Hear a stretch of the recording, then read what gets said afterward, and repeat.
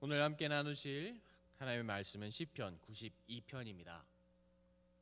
시편 92편 1절부터 마지막 절인 15절까지의 말씀입니다.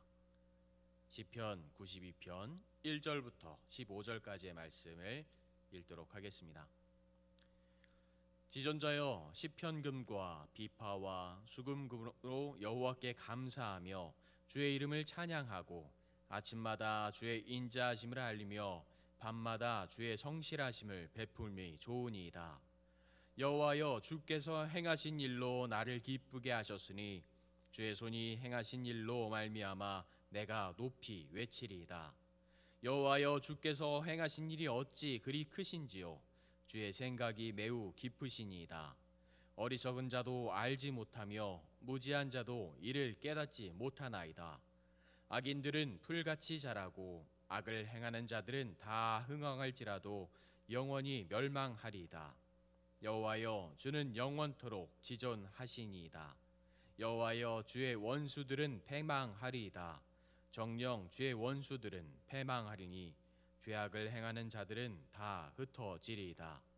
그러나 주께서 내 뿔을 들소의 뿔같이 높이셨으며 내게 신선한 기름을 부르셨나이다. 내 원수들이 보응받는 것을 내 눈으로 보며 일어나 나를 치는 행악자들이 보응받는 것을 내 귀로 들었나이다. 의인은 종려나무같이 번성하며 레바논의 백향목같이 성장하리로다. 이는 여호와의 집에 성겹으며 우리 하나님의 뜰 안에서 번성하리로다. 그는 늙어도 여전히 결실하며 진액이 풍족하고 빛이 청청하니 여호와의 정직하심과 나의 바위 되심과 그에게는 불의가 없음이 선포되리로다. 아멘.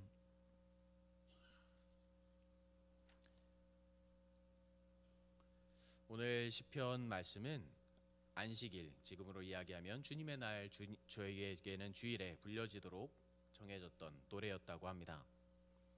안식일은 하나님께서 세상 모든 것을 창조하시고 안식하신 것, 쉬신 것을 기념한 날이었고, 하나님께서 권능을 통해 계속 다스리시는 이 세상에서 하나님의 섭리를, 하나님의 사랑을 기념하는 날이기도 했습니다. 하나님은 지금도 우리를 통해서, 그리고 세상에서 하나님의 능력을 보여주시면서 우리에게 끝없이 말씀하고 계시기 때문입니다. 안식일은 단지 우리가 생각하기에 거룩한 날, 아니, 우리가 하나님께서 이렇게 거룩하신 분입니다 라는 것을 보이는 날이 아니라 하나님의 거룩하심, 그리고 하나님의 사랑을 보이고 전하는 날이기도 합니다. 또한 우리가 안식일의 가장 중요한 것은 하나님을 찬양하는 것이었습니다. 하나님께 예배하는 것, 그리고 하나님께 찬양하는 것을 단지 내가 한 주 동안 지내왔던 그 모든 것들을 내려놓고 회개하는 것으로 생각하는 것이 아니라 내가 가질 수 있는 그 모든 사랑을 통해서, 은혜를 통해서, 내가 경험했던 모든 감사를 통해서 고백하는 날이었습니다. 오늘 이 안식일이라는 그 표현을 통해서 많은 은혜를 경험할 수 있는 우리가 되기를 소망합니다. 우리는 하나님께 찬양하도록 부르심을 받았습니다. 그래서 하나님의 은혜를 끝없이 경험합니다. 하나님께 감사하며 찬양하는 것이 너무나도 좋습니다. 하나님의 이름을 찬양하고 주의 인자하심을 아침마다 알리고 주의 성실하심을 그 밤마다 내가 베푸는 것이 너무나도 즐겁습니다.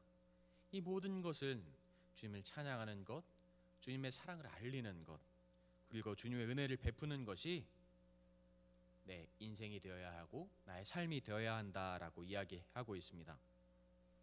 안식일을 거룩하게 지킨다는 것은 하나님의 사랑을 보이고 하나님의 사랑을 전하고 그리고 찬양하는 것, 그리고 내가 하나님께 예배드리고 있습니다라고 고백하는 것으로 만족하는 것이 아니라 나를 통해서 나의 가족이, 그리고 나의 이웃이, 내가 사랑하는 사람, 혹시 하나님을 알지 못하는 자들이 하나님의 거룩하심, 그리고 신실하심, 간절하심, 나를 얼마나 사랑하시고 우리를 얼마나 아끼시는지 그것을 보이는 것을 주님께서는, 그리고 하나님께서는 안식일이라고 표현을 하고 계셨습니다.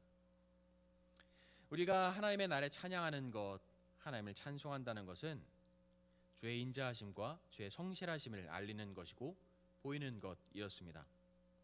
내가 하나님의 은혜를 이렇게 경험했습니다.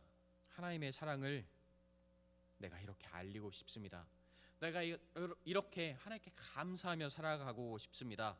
그리고 내가 알고 있는 사람들이, 내가 사랑하는 사람들이, 하나님을 알지 못하는 사람들이, 하나님을 경험하지 못한 사람들이 나를 통해서, 그리고 우리를 통해서 하나님을 경험하게 하고 싶습니다. 하나님의 사랑을 알게 하고 싶습니다. 그리고 이러한 모든 우리의 행동을 통해서, 나의 모습을 통해서 하나님의 사랑을, 하나님의 위대하심을, 하나님의 은혜를 보이는 것, 그리고 하나님을 알게 하는 것이 바로 하나님께서 바라시는 모습이었을 것입니다. 우리는 안식일만, 그리고 주일만 하나님을 찬양하는 것이 아니라 아침마다, 밤마다, 그리고 매일 나에게 주어진 모든 시간, 그 시간 동안 하나님을 찬양해야 한다라고 이야기합니다. 우리는 예배만이 아니라 우리가 있는 모든 곳에서, 우리가 생활하는 모든 곳에서, 내가 혼자 있을지라도, 나의 가족과 있을지라도, 나의 친구와 있을지라도, 나의 이웃과 함께 있을지라도 그들과 함께 주님을 찬양하고 예배하고, 그들이 나를 통해서 하나님을 경험하고 하나님을 알게 해야 한다라고 끝없이 이야기합니다. 아침에 하루를 시작하면서 하나님의 은혜를 알리고 싶습니다. 밤이 되어도 주님의 은총과 주의 은혜와 동행하고 싶습니다. 그리고 그 모습을 보이고 싶습니다. 우리의 모든 삶 속에서 주님의 사랑을, 은혜를 보이길, 그리고 베풀 수 있길 간절히 소망합니다. 하나님의 은혜를 직접 경험한 사람들은 이웃에게 그 사랑을 가장 잘 전할 수 있을 것입니다. 4절에 이렇게 이야기합니다. 여호와여, 주께서 행하신 일로 나를 기쁘게 하셨으니 주의 손이 행하신 일로 말미암아 내가 높이 외치리이다. 나에게 이렇게 기쁨을 주셨는데, 나에게 이렇게 감사함을 주셨는데 내가 어떻게 하나님을 찬양하지 않을 수 있겠습니까? 나에게 이렇게 즐거움을 주셨는데 내가 어찌 하나님을 그렇게 높이 소리쳐 부르지 않겠습니까? 하나님께서 이렇게 큰 기쁨을 주셨는데 하나님께 영광 돌리는 이유는 나에게 너무나도 많고 충분합니다. 우리의 마음을 위로하신 일들, 우리의 어려움을 해결하신 일들, 우리를 돌보시고 사랑하셨던 모든 일들이 주님의 은혜 속에서 이루어지고 있기 때문입니다. 데살로니가 후서 2장 13절과 14절에 이렇게 이야기를 하고 있습니다.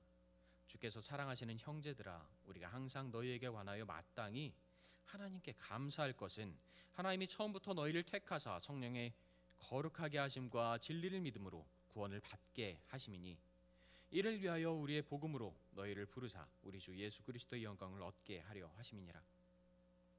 하나님의 은혜를 보이는 것, 하나님께 함께 예배하는 것, 하나님께 감사하게 하는 것, 그 모든 것이 우리와 함께 할 수 있기 때문입니다. 주님께서 우리와 함께 하시기 때문입니다. 우리는 이러한 감사들을 통해서 하나님께 경배하고 하나님을 찬송해야 한다라고 5절에서 이야기합니다. 여호와여, 주께서 행하신 일이 어찌 그리 크신지요, 주의 생각이 매우 깊으시니이다. 내가 어떻게 하면 주님을 더 아름답게 간절하게 경험할 수 있겠습니까? 라고 고백하고 있습니다. 제가 그렇게 긴 삶을 살지는 않았지만 가장 어렵고 두려운 상황 속에서 넘어지고 쓰러져 있을 때, 세상 모든 것들을 포기하고 내려놓으려 하고 있을 때, 왜 나에게 이렇게 어려움을 주십니까? 왜 나에게 모든 것을 빼앗아 가시고 나를 이렇게 힘들게 하십니까? 하늘을 바라보며 간절히 외치고 있을 때, 울부짖고 있을 때, 기도하고 있을 때, 하나님께서는 하나님을 알지 못하는 저의 주변 사람들을 통해서, 제가 사랑하는 사람들을 통해서, 하나님을 경험하지 못했던 분들을 통해서 저에게 말씀해 주셨던 것들은 내가 너를 위해서, 내가 너를 사랑하기 때문이었다라고 대답을 주셨습니다. 그리고 그때 신앙생활을 하면서 다시 내가 하나님을 알 수 있겠습니까? 라고 물었을 때 저에게 다시 주신 말씀은 나를 의지하거라 라는 말씀이었습니다. 때로는 하나님께서 나를 지키지 않으신다, 왜 나를 버리십니까? 라는 생각을 하면서 울부짖고 있을 때, 우리가 간절히 왜 나를 이렇게 어렵게 하십니까? 라고 외치고 있을 때, 그 시간을 돌아보면 하나님의 은혜가, 하나님의 사랑이 나에게 어떻게 임하고 있었는지, 나를 어떻게 지키셨는지, 하나님께서 나를 얼마나 사랑하셨는지, 그리고 얼마나 사랑하시기에 나의 손을 끝까지 놓지 않으시는지, 포기하지 않으시는지를 다시 한번 고백할 수 있게 됩니다. 그러기에 오늘 이 시편의 시인은 하나님께서 행하시는 일들을 가볍게 생각하는 사람들에게 다시 한번 이야기하고 있습니다. 어리석은 자도 알지 못하며 무지한 자도 이를 깨닫지 못하나이다. 때로 우리는 하나님의 목소리를 듣지 않기를 바랄 때가 있습니다. 하나님, 제발 이 순간만은, 이 시간만은 나와 멀어져 주시면 감사하겠습니다. 제발 이 순간만은 나와는 아무런 관련이 없으시면 좋겠습니다. 나중에 제가 하나님께 돌아와 예배하고 회개하겠습니다. 나중에 다시 하나님의 품 안으로 돌아오겠습니다. 악인들은 풀같이 자라고 악을 행하는 자들은 다 흥왕할지라도 영원히 멸망하리이다. 여호와여, 주는 영원토록 지존하시니이다. 7절과 8절의 말씀입니다. 때로는 내가 하나님을 아는 사람입니다, 때로는 내가 하나님께 은혜를 경험한 사람입니다 라고 고백을 하지만 우리는 하나님을 이용할 때가 많이 있습니다. 나의 삶에서 하나님을 꼭 우리의 부적처럼, 나의 도구처럼 생각할 때가 많이 있습니다. 자동차 안에 성경책을 놓아놓는 것처럼, 아니 십자가를 매달아 놓는 것처럼 내가 사고가 날지라도 하나님께서 나를 지켜주시겠지, 나의 안전을 위한 도구, 아니 내가 성공하기 위한 도구로 생각하는 경우가 더 많이 있는 것 같습니다. 그리고 나를 위한 하나님을 만들고 나를 위한 주님을 섬기고 나를 위한 신앙생활을 하다가 진짜 진정한 하나님을 알지 못하고 하나님의 진정한 사랑을 알지 못하는 경우가, 경험하지 못하는 경우가 더 많이 있는 것 같습니다. 제가 잠깐 사역을 쉬면서 큰 교회들 이곳저곳을 탐방하러 돌아다닌 적이 있습니다. 그때 저희 나라에서 가장 컸던 몇몇 교회들을 한 2, 3주씩 돌아다녔습니다.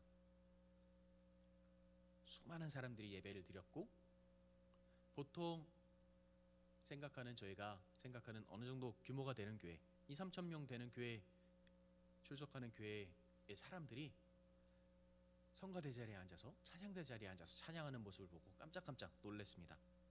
저렇게 많은 사람들이 하나님을 찬양하는구나, 예배하는구나, 이렇게 좋은 말씀을 주시는구나, 이렇게 많은 사람들이 하나님을 예배할 수 있음에 너무나도 감사했습니다.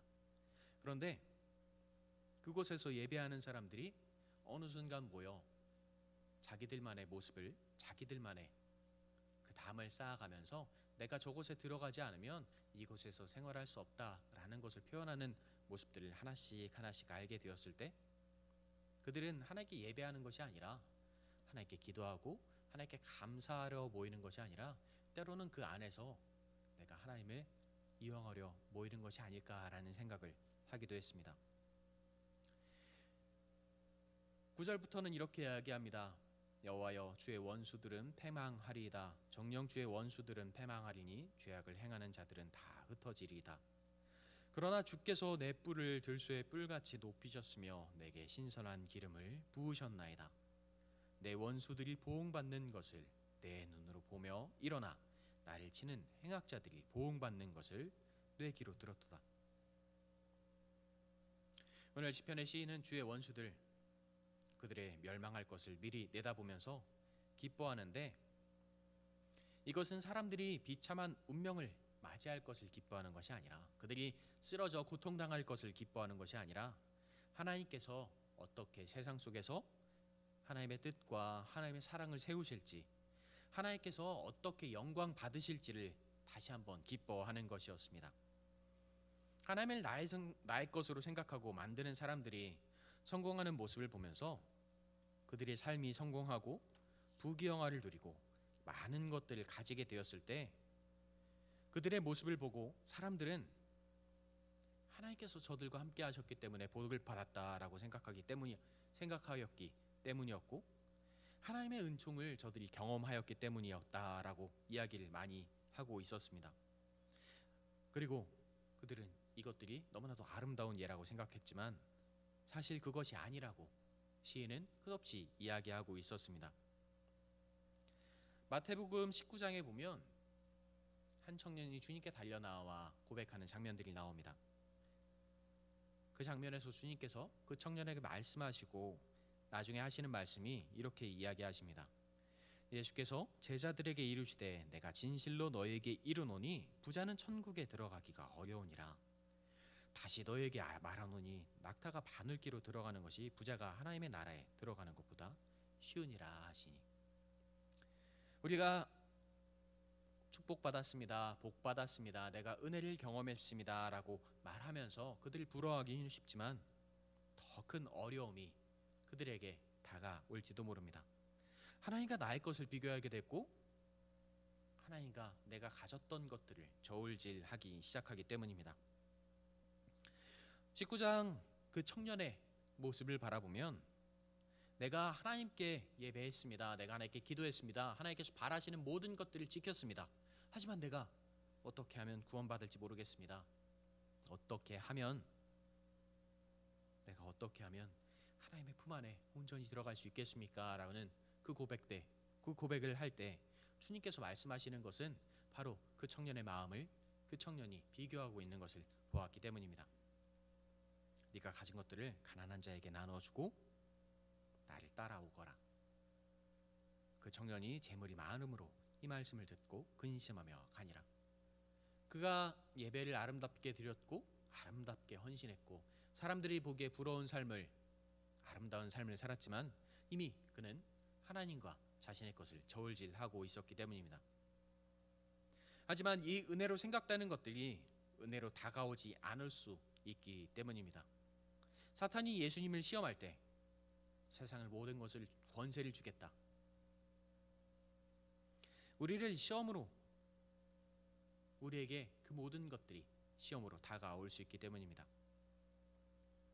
하지만 신앙인으로서 그들의 모습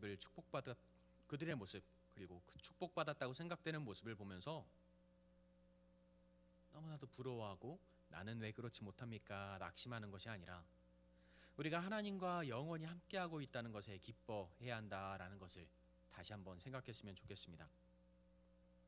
그리고 하나님께서 우리를 잊으신 것이 아니라 우리를 높이시고 하나님의 은혜로, 하나님의 그 성령의 기름 부으심으로 우리를 위로하시고 지키시고 우리를 인도하심을 다시 한번 경험하길 소망합니다.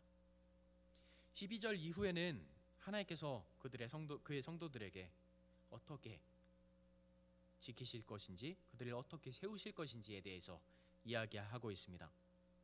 여기는 종려나무같이 번성하며 레바논의 백향목같이 성장하리로다. 이는 여호와의 집에 심겼음이며 우리 하나님의 뜰 안에서 번성하리로다. 그는 늙어도 여전히 결실하며 진액이 풍족하고 빛이 청청하니 여호와의 정직하심과 나의 바위됨과 그에게는 불의가 없음이 선포되리로다.